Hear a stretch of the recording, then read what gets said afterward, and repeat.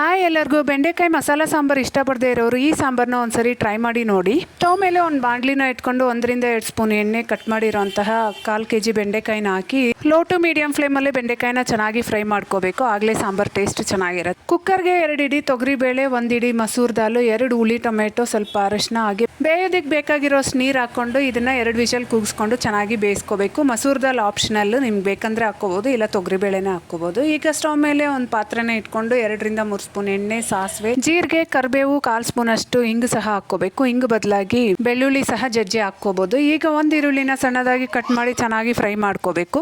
ಈಗ ಆಲ್ರೆಡಿ ನಾವು ಫ್ರೈ ಮಾಡಿ ಇಟ್ಕೊಂಡಿರೋಂತಹ ಬೆಂಡೆಕಾಯಿನ ಹಾಕೊಂಡು ಒಂದ್ಸರಿ ಮಿಕ್ಸ್ ಮಾಡಿ ನಾವು ಬೇಯಿಸಿಟ್ಟಿರೋ ಬೇಳೆ ಹಾಗೂ ಸಾಂಬಾರ್ಗೆ ಬೇಕಾಗಿರೋಷ್ಟು ನೀರು ಸಹ ಹಾಕ್ಕೋಬೇಕು. ನಾನಿಲ್ಲಿ ಹುಳಿ ಟೊಮೆಟೊ ಹಾಕಿರೋದ್ರಿಂದ ಹುಣಸೆ ಹಣ್ಣು ಏನೂ ಆಗ್ತಾ ಇಲ್ಲ.